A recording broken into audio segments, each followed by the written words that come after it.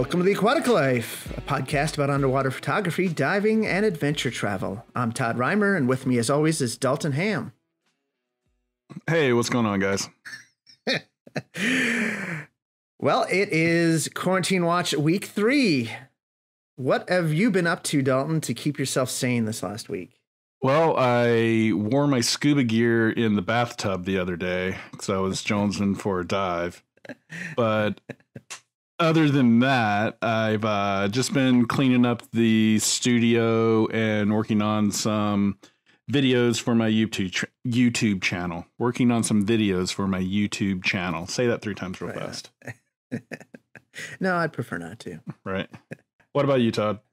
I think the highlight of my week yesterday is I did some smoking and not the cigarette. Little puff pass? Or juuling cigarette or anything like that. But cooking wise, I did a smoked pork butt on the smoker for a good old 10 hours and made some pulled pork.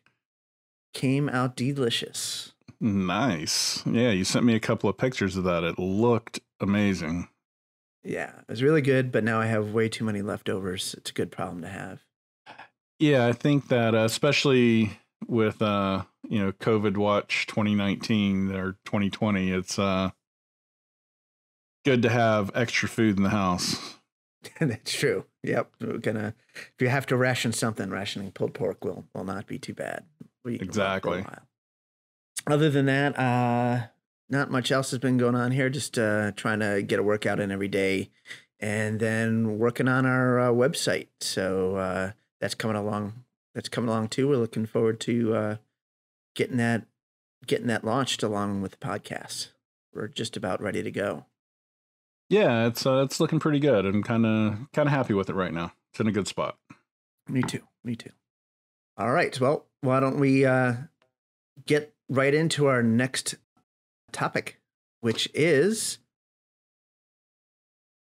dive etiquette. Dive etiquette. How to behave as a diver. How not to act like an without even knowing it. There will be no ass hattery. Right. Yeah. Again, I think this is a getting started in an underwater diving, not necessarily photography, although we'll cover some underwater photography dive etiquette stuff. But for those divers they're just getting started. I know when we first got started, there was a lot of stuff that as a new diver, maybe we were doing stuff that we didn't know we shouldn't be doing or should be doing differently. And then as we got experience, we're like, oh man, there's some newbie divers again. Here they go. All right. And it would be nice if we had someone to tell us what we should be looking out for. Yeah, for sure. And it's tough when you actually have a dive buddy that you dive with all the time, where you and I were fortunate enough when we became really good friends and started diving. Pretty much every trip we went on was together.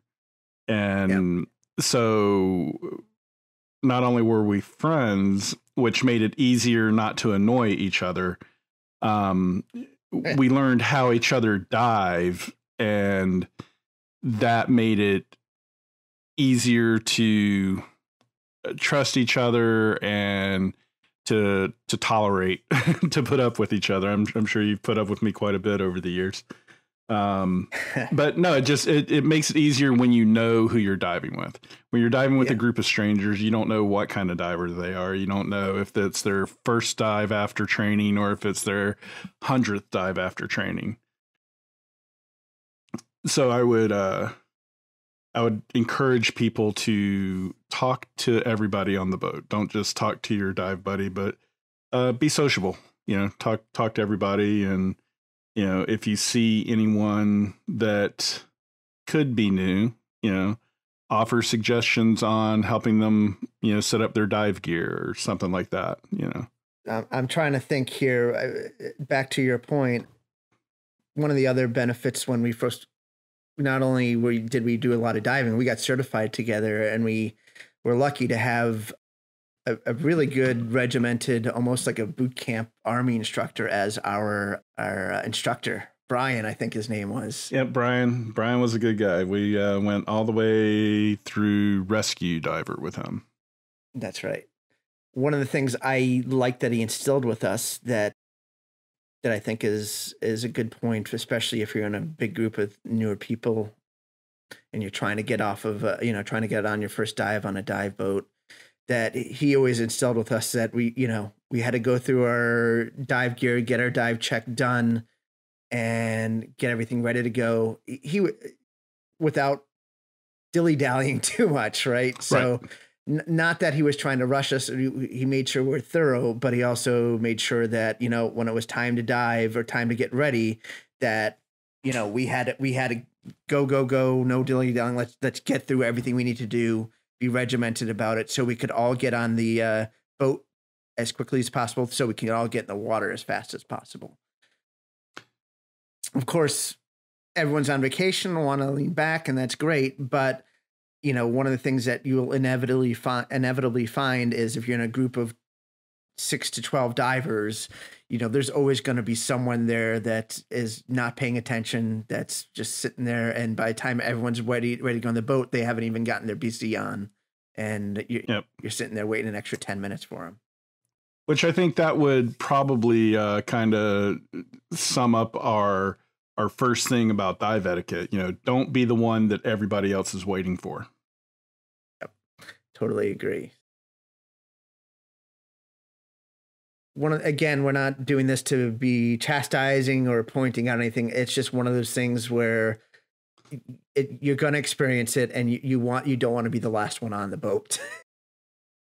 You want to make sure that when the dive master or whoever's running the ship says it's time to get going, it's time to be serious and go through and get ready to go. And then once you're ready to go, you can hang out and chill and as you're waiting for everyone else. Yeah. And I mean, as an instructor and dive guide, I can say that, when you're dealing with a large group of people on a dive boat and you're getting people in the water, you don't want to have a lot of separation in those people, especially when it's not people you dive with on a regular basis. You want to make sure you keep them as a group. So you don't want, 6 people in the water and then 2 people still on the boat trying to get their gear together. So I guess that's another point. We were lucky that we did a lot of dives together, but if you have a new dive buddy, you kind of mentioned this earlier. What's some good etiquette if you're paired up with a stranger? What sort of things should you be chatting about to make sure you guys are going to have a good dive? Be sociable. I think that would probably be my second thing. With the first thing is, don't be the one that everyone's waiting on. I guess after that, I would be like, be sociable with everybody, especially if you have a new dive buddy. Just the biggest thing in diving, the best way to have the best dive is to be comfortable and be comfortable in the water. So the more comfortable you can make yourself and your dive buddy, the better dive you're going to have. So talk to them, be sociable with them. If you see you're stuck with a noob, find out how many dives they have. Help them get their gear oriented. If you have as the more experienced diver, give them some tips. I use this kind of defog because of X. I use baby shampoo, and because it works better than anything else I've found. Just different things, and try to make their dive enjoyable, and that in turn will make your dive enjoyable. Nobody wants to deal with a rude diver. I know we've all had our experiences with them, and I myself am guilty of being one of them, but I try not to be. Yeah, I think that's a good point for those of us that are more introverted anyway, and maybe not excited about talking about themselves or how they're excited about the dive. I think a good point that Dalton made is if you don't know what to talk about, just find some questions to ask them. Even if you don't like talking, it's good to start the communication, a bond, especially with the person that is responsible for your life and your dive buddy potentially that may need to save you. You may need to save them before you get in the water. Just ask them questions so you have your introduction. Like Dalton said, how many dives have you had? Or, wherever your favorite place to dive. Just have a couple questions ready to go. And then hopefully the conversation will flow naturally from there. But even if it doesn't, it's okay. You've made your connection and you don't have to talk to each other verbally once you get in the water and you can go, but the connection is there. And then the rest of it comes underwater, which is, obviously making sure that you are dive buddies. So you are keeping an eye out for each other while you're underwater and you're observing the habits. And I guess that's one thing. Let me go back is if there's one of the good questions to ask the other divers, if there's anything specific that they're looking for or hoping to do on the dive, right? So not only is good to know, so you're both on the lookout for something interesting, but if you kind of know what that other diver is looking for before they get in the water, you can kind of guess what they may be doing when you're underwater, when you can't talk to them anymore. So it's good to have that in mind as well. Having said that, you want to, it's basic instructors 101, but we'll talk about again is you always want to make sure to have good visual contact with your dive buddy. And as divers in general, we're usually pretty good about that, but it's easy to get lost and forget about it. And then as underwater photographers are especially bad at this. So if you get paired up with an underwater photographer, we'll get to that later, but they sometimes get so consumed with what they're trying to shoot that they do a bad job of keeping track of their dive buddy. Yeah. And I guess another thing I would add in there is it kind of falls into dive etiquette. Make sure if you are renting gear or bringing your own gear, make sure you check that gear and make sure that it is in good working order before you get on the boat, because it kind of goes back to the first one. You don't want to be the one everybody's waiting on. So you want to make sure your gear's in good shape. Because what happens if you don't? You don't dive. And your partner, your dive buddy, doesn't dive either, potentially. Right. If you have the right conditions, they can get added as a third for another group. But in theory, if something goes wrong, you both got to go up. So all the more reason to address those things and keep them in mind ahead of time. Yep. And do you have any other good ones for while you're on the boat before you get in the water? I'm sure I do. It'll come to me, but nothing's jumping out. How about don't be the one with the exploding gear bag? Keep your gear all in your little area. Don't have it strewn all over the boat. That's good. That's a good one. I'm sure we have seen people that have their fins at one dive station, their BC at the dive station with their tank, their mask is somewhere else on the boat, and then their bag that they keep it all in is on the other side of the boat. That's a good one. I like it. Any other topside ones? Respect your boat captain, your dive master, and your crew. I can't tell you how many times as a professional that we're responsible for you and your safety.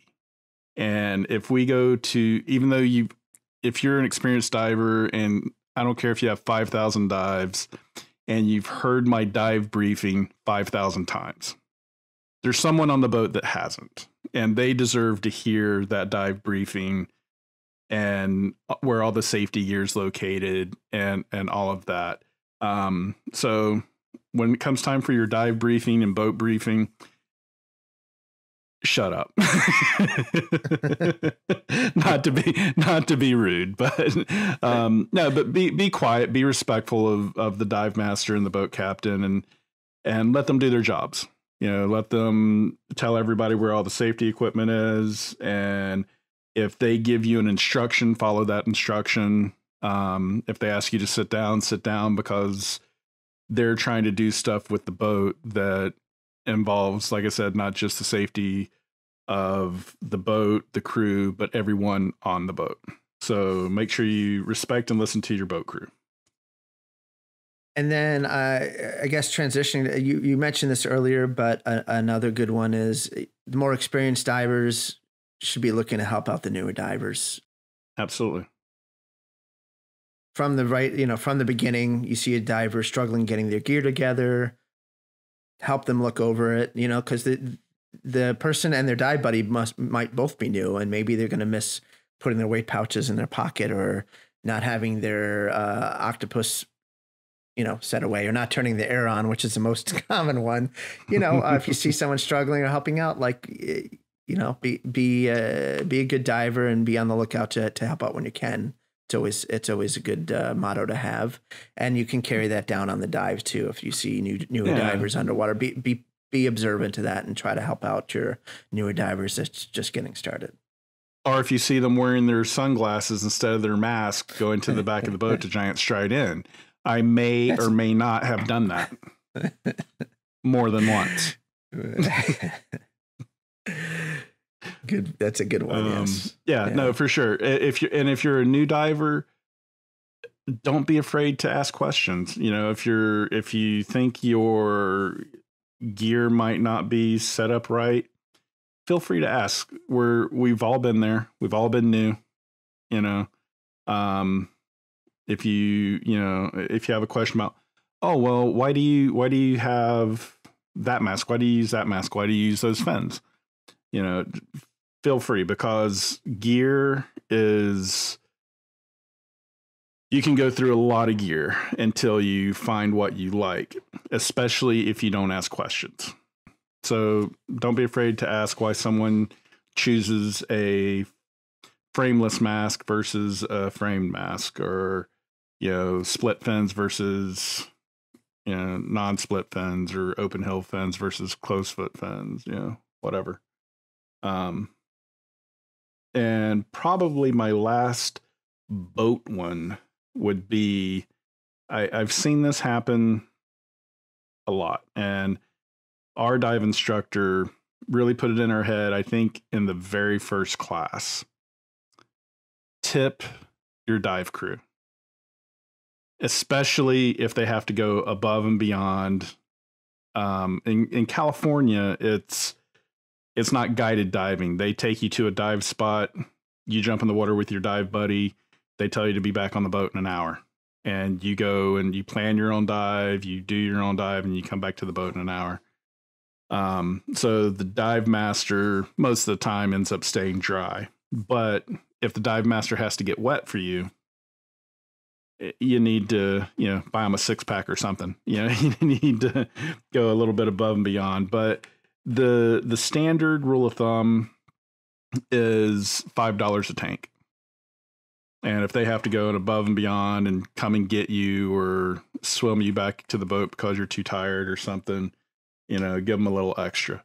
But the standard rule of thumb is $5 a tank. They have to split it among the whole dive crew. And most of them don't get paid by the hour. They just get paid tips. Unless they're in the United States, and then they get minimum wage plus tips. Tips. Right on.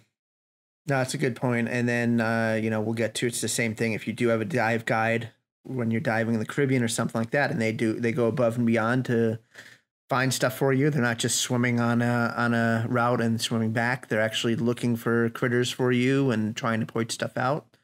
Take that in consideration. Maybe toss them a few extra dollars for going above and beyond. Because all they're required to do is keep you safe. So they could just easily just swim by and take you along on a route like they're walking the dog. But if they're actually trying to make sure you have a good experience, make sure to reward them and give them a little something extra. So good advice, Dalton. Now we're in the water, and you're newer divers in the water. What are some of the things that jump out at you that people may not think of, but they should know to do or not do? The first one is have good buoyancy. Once you get under the water, you got to have good buoyancy so you don't stir up the bottom, so you don't swim into the coral. But yeah, I would say practice good buoyancy. Yeah, and I think that ties right in the fact that good buoyancy ties hand in hand with making sure to be respectful of the reef, right? Yep. Because a lot of the times, if you have bad buoyancy, you end up smashing into things and touching things that you shouldn't do because you're struggling to stay neutrally buoyant, and because or you're fighting a current and know what to do, and then before you know it, you're grabbing with your hands onto rocks and touching coral and damaging sea life that doesn't need to be, because you don't have good self-awareness of your buoyancy and things like that. So it's good etiquette to make sure you have good buoyancy so you can also be respectful of the reef and other divers around you. Yep. What about you? What do you got there, Todd? I hit on again earlier, but I'll say it again just since we're in the underwater mode, is keep an eye on your dive buddy and make sure you're in communication with them from time to time. You don't necessarily have to be swimming next to each other the whole time, but make sure you have visual contact and communication, and check in with your dive buddy that they're okay at least every couple minutes. It's good etiquette to make sure your dive buddy is there and is safe. It's your responsibility. So, take that seriously. Yeah, for sure. And I think that's, I've said it 100 times. I'm sure I'll say it 100 more. That's been one of the pleasures of being, your dive buddy, is that because we went through training together and we've traveled so much together and done so much underwater photography together, it's easy for us to get in the water and do our thing, where I know that you're going to check on me every, so often. I can swim on the other side of the reef. You can swim on one side of the reef. And we know that about how long it should take for us both to get to the other end. And hey, I need to go look and make sure Todd's doing okay. Todd needs to peek and make sure I'm doing all right. And we're good about just, always throwing up that, okay, you okay? Yeah, I'm okay. And just, like I said, just be a good dive buddy, and it'll always pay dividends. Dalton also knows that I'm going to run out of air before he does. So he's got to make sure that he doesn't have to come rescue me if I'm low on air, but it's good to know things like that. When you have an experienced dive group, when you dive together, it's not a bad thing. I just know that, especially ever since we started diving with cameras, I go through my air faster than Dalton will. So we know that the dive's we're going to have to head to do our safety stop based on when I get low on air. And not when he is. But if he knows he's checking and he sees he's pretty low, he's going to run over and check with me to see what my air consumption is like, because he's going to have that in the back of his mind. Absolutely. And I think the other one is, we talked about good buoyancy and not messing with the reef, but don't disturb the marine life. We're there to look at it. We're not there to touch it. We're not there to pet it. We're not there to pull eels out of their holes and try to hold them or feed them. We're there as observers. Take nothing but pictures, leave nothing but bubbles, kind of thing. You just watch. You don't need to take back a piece of coral with you to the boat, to take home. Just because you see a pufferfish doesn't mean you need to poke at it and irritate it until it blows up. To elaborate on that point, you also may in your travels encounter dive guides, usually outside the country, that are going to be doing things like I don't want to list any countries specifically, but you may go somewhere and a dive guide's like, oh, look at this, I got this octopus that I grabbed and I'm going to show you this octopus and bring it up to show you, or anything else. Just because they're doing it doesn't make it okay for you to do it. I don't want to sit there and berate other dive guides from other places and or anything like that. What they are doing to make a living, make tips, that's up for them to decide whether or not I agree with it. But as just a standard diver, you definitely shouldn't be doing that. You should be super respectful of the marine life and the environment around you, and enjoy it while we have it for as long as possible. And regardless of what you see anyone else doing.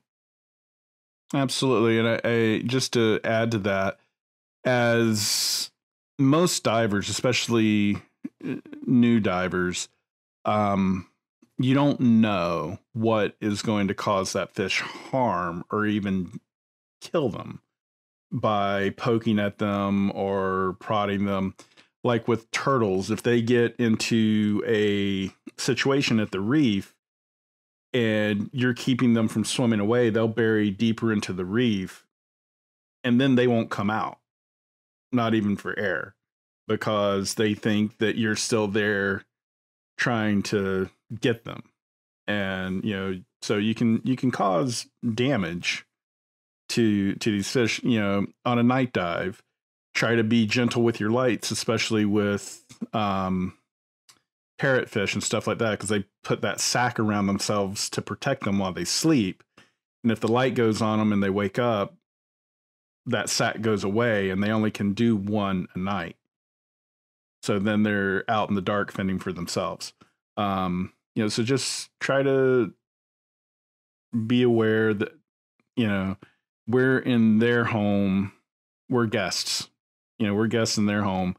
You wouldn't want someone coming into your house, poking at you while you're in your recliner, or, you know, jerking you out of your recliner and pulling you across the room. And, hey, look what I found, you know?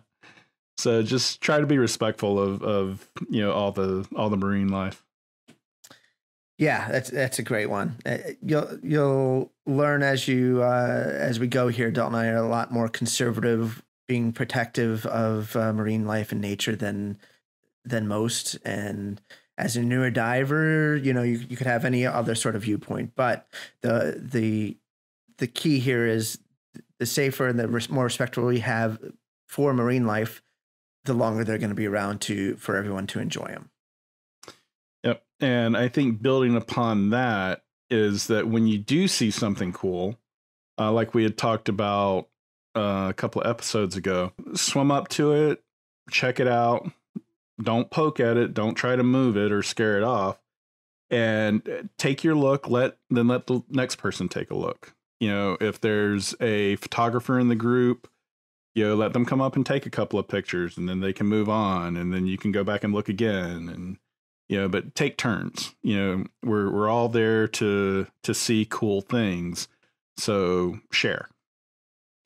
Yes, good point. So if you see something cool, definitely get your shot at it. But then if you have anyone else in visual distance, if you got whether they're your dive buddy or someone else in your group, flag them down if you can. Half the time there won't be anyone around you. That's just the way it works. And the other half the time you may even have a shaker or something to try to get their attention. They're just going to ignore you.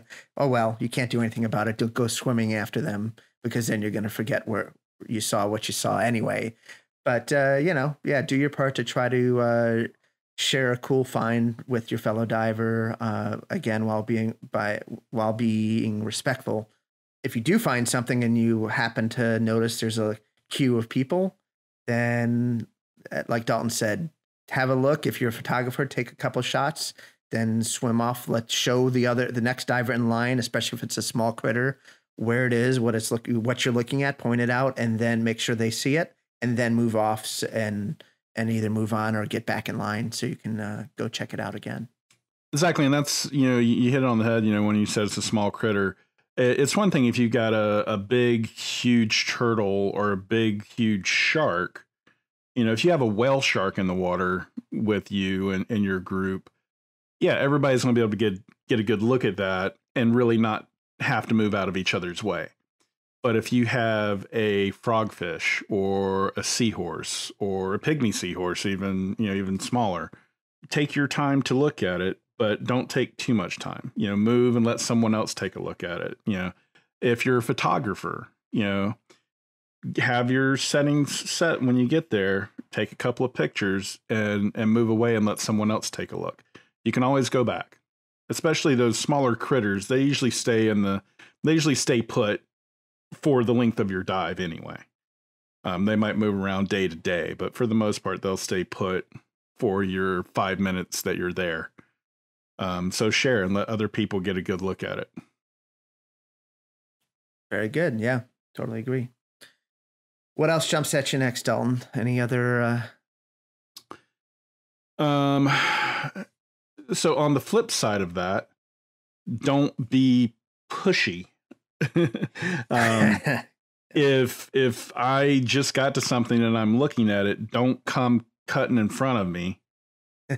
Don't try bumping me out of the way. Hang back, wait your turn, and then I'll move away, and then you'll be able to move into that spot. Because what happens when you start doing that is odds are you're either going to end up stirring up the bottom or you're going to scare off that creature. And then no one's going to get to enjoy it. So I think that should be one by itself now that you said it, which is don't silt up whatever you're looking at. Don't, if you're by a reef, don't hang on the bottom and kick up a bunch of sand and screw up visibility for everyone. Yeah, absolutely. And definitely don't do that in a wreck, but for safety reasons. But if you're looking at something and you happen to be close to the bottom while looking at it, again, it goes back to your buoyancy, making sure your fins are super high up and you're especially conscious that you're not going to silt up anything. So one, it may cause a sand dwelling creature to scurry off or bury into the sand. And two, you're going to screw up visibility for everyone else that wants to look at it. So that's a good one. Absolutely. And I think another one would be dive within your groups. Well, how do I want to say this? Dive within your group's lowest level. So a man's got to know his limitations. Exactly. Just because someone has a few thousand dives and can stay on 80 cubic foot tank for an hour and a half and has no problem going down, to 130 feet, doesn't mean they should do that on every dive while they leave their dive buddy who they might just have finished their first class and now they're really only supposed to go to like 40 to 60 feet. And that's all they're comfortable doing. They're not comfortable doing deep dives. So don't leave them hanging. Just try to be like you said, this goes back to being a good dive buddy, but dive within your group's limitations, not necessarily your limitations. And if you're on a guided dive along with what the dive master is leading. So if your dive master is on a 40 to 60 foot range, don't be hanging out on 120 feet. Unless you've gone and told them before you've gotten in the water that you needed to go down that deep for a specific reason and they've okayed it, you don't want to be way off from them unless you've told them in advance that you're going to be diving a different plan. Similarly, don't be well out of reach of them. Don't be, if their dive guide is going in one direction, you don't want to be a mile away from them, looking at something. You want to make sure you have a good sense of where the dive guide is leading the group and that you would, as a diver and or underwater photographer, will be able to get back to them with a reasonable amount of time at any given standpoint. You don't want to have to be the person or a group that they end up having to search for at the end of the dive because you are nowhere to be found. And at the same time, don't push your boundaries to accommodate another diver. So if you're with a diver that is not respecting your boundaries as far as, how deep you want to dive, how long you want to stay in, if they're swimming off down, for an example, you swim up to a wreck. They want to go inside. You're not comfortable going inside. Say no, I'm not going inside. And if they still choose to go inside, that's on them. Don't follow them because the odds are you're going to create a problem because you haven't been trained to swim inside a wreck. So swim within your abilities. Dive within your abilities. If you haven't been trained to penetrate a wreck, don't penetrate a wreck. Yeah. Good point. And it goes back to discussing that. If you know you're on this dive, it has a wreck, make sure your dive buddy knows the plan. You guys talk it out. And if it happens to be that one of you goes in and the other one wants to go out, talk with the dive guide about, hey, he's going to go and I'm not, do we either switch partners or just say, hey, while he's penetrating, make sure he goes in with someone else. And I'm going to stay out and hang out with the dive guide or figure that out ahead of time. But if you're the one that wants to push the boundaries and your partner doesn't, you should be responsible for making sure that the other person knows what to do and has someone else to hang out with while you're doing what you want to do. And you should still find someone else that within your group that wants to do your dive. You don't want to be doing anything alone. Yeah, exactly. And if you feel that, you've talked it over with your dive buddy that you were assigned, this is providing you don't have a dive buddy when you get there, and they are more conservative than you, they don't want to penetrate a wreck or whatever, talk to the dive master and say, hey, listen, I really want to go inside this wreck. My partner isn't comfortable with it. Is there a way we can switch partners? And a lot of times they'll try to accommodate to try to make sure everybody is satisfied with their diving experience. So Don't be afraid to ask, but definitely don't leave somebody hanging.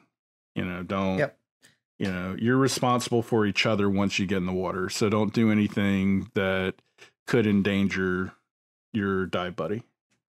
Yep. So long as you have a plan one way or the other, it's much better than going down and figuring it out when you're there. If you have a plan ahead of time, regardless of what you figured out, even if for some reason you've made that choice of, well, I'm going in just for a second and you're staying outside and I'll come meet up with you. So long as you know there's what the game plan is, you're so much better off than not having discussed it ahead of time.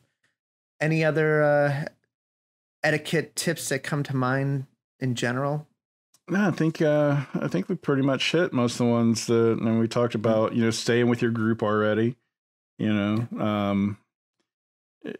Again, share. We're there all to see the same stuff. So don't, if you're a photographer, don't hog up the turtle until he swims away. Take a couple of pictures, move around to the back of the line, let other people come in and take a look, especially if there's other photographers. I've been on boats where, I get ready to take a photo and some guy just swims right in front of me with his little point and shoot camera to try to get the same shot that I'm getting. I don't know what he's trying to do, but he's getting right in front of me. And I'm like, dude, move to the back of the line. I'm only going to take a couple of shots and then I'm going to get out of the way and let, someone else go. So, take turns, share, make sure that everybody gets a chance to see the cool, turtle, frogfish, shark, eel, whatever it is. Don't touch anything. And, don't kick up the bottom. I mean, it's rocket science. And I think I mentioned this on a prior podcast, but if you're a photographer and you find something, let the non-photographers look at the stuff first. Because they will go look at it and be done, and they'll be done the fastest and have the least chance of scaring anything off. So if you're with a group, let the non-photographers look at it before you spend your time focusing on trying to get a shot. Yeah, I think I got one more that always stuck with me that through class and everything is that I even teach it to my students is that we're not in a race, so sit back, relax, enjoy your swim, your leisurely swim through the ocean. I've seen people that, they feel like they've got to get in the water, got to get to the bottom the fastest, got to swim the fastest to see how far they can go and then come up before everybody else. Just try to relax, enjoy your swim, enjoy your dive, and enjoy the things that you get to see. It's, like I said, it's not a race. That's a good point, because I think it's in newer divers' nature to want to set personal records. So they want to dive the deepest that they've been, They want to be underwater the longest and, or swim the farthest, whatever. In general, that's fine because, usually those limits are pretty shallow pretty low compared to, experienced divers, but it's not to push the limits. It's to enjoy the wildlife, the sea life. Then you're there and enjoy the experience with your other divers. So be smart about it and, don't push yourself too much. Just those numbers and hitting a max depth or max dive timer or whatever it is will come with experience. It'll just happen naturally. Don't worry about trying to push anything. Well, I only went down to 80 feet. I need to hit the 100-foot mark. Don't worry about it. You'll be on a dive where the visibility is so clear at some point, you'll be at 100 feet and have no idea that you actually went there. And honestly, the more you dive and the longer you get into your dive career, the more you'll realize those things really don't matter. There have been times I've gotten in the water and I haven't gone more than 20 feet from the boat because I'm looking at all these small little critters, So it's, there's been times I've gotten in and I never went below the top of the reef at 40 feet. To me, it's enjoy your dive. It's not, trying to see, oh, I've stayed in the water for an hour and a half now. Well, that's great, but why? Was there something to see for that whole hour and a half? If so, great. If not, why? It's just enjoy your dive. Relax, stay calm, and just like I said, have a great dive. Yep, and constant communication with your buddy. Yep, just add in everything else. Have a good time, enjoy the dive, have good communication with your buddy throughout the dive, and you'll be safe there, and you'll pretty much have a good time no matter where you are in the world. I see there's always these ones that come creeping back in, right? Keep going. Yeah. So keep going. There's one that's back to topside. When you get out of the water, there are usually, I take that back. There are always 2 buckets, one for masks, one for cameras. Put your mask in the mask bucket. Put your camera in the camera bucket. The two shall never intermingle. Yes. There's a reason for that. Usually the soap and defog that's in your mask can make the seals on the O-rings of the camera housings deteriorate and fail. So that's a good one. That's a really good one. I'm sure other underwater photographers will thank you for that PSA. Yeah. Yeah. So anyway, I think that's all that I've got for underwater etiquette, dive etiquette. Well, I'm sure listeners will have their own dive etiquette tips or pet peeves or advice for everyone else.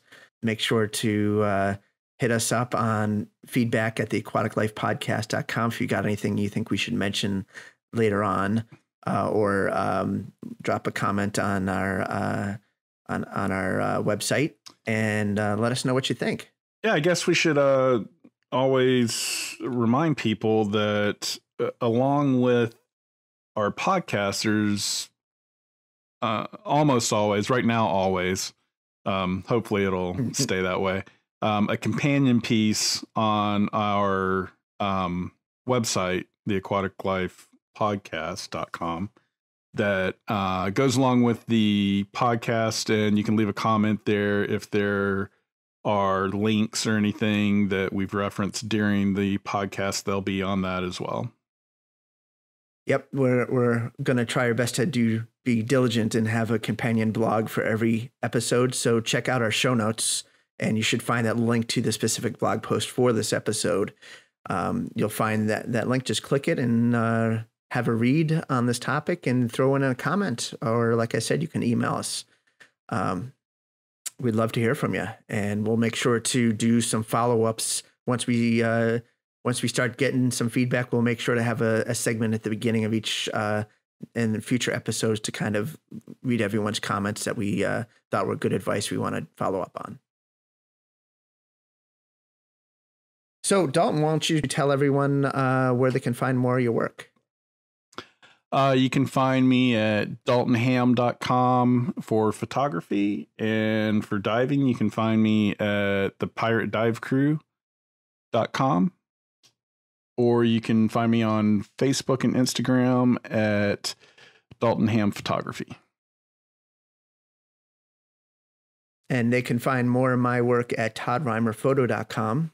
As mentioned earlier, you can check out our website at theaquaticlifepodcast.com and email us at feedback@theaquaticlifepodcast.com. If you like what you're hearing, please take a moment to rate us on iTunes and subscribe so you can get all the latest episodes as soon as they come out. We're hoping to release one at least every week from here on out. I think that'll wrap us up, Dalton. We don't know quite yet what our next episode will be. You'll just have to stay tuned and hear what that topic is, but hopefully it'll be something fun. Sounds good, man. Thanks for joining, guys. We'll talk to you soon. Bye.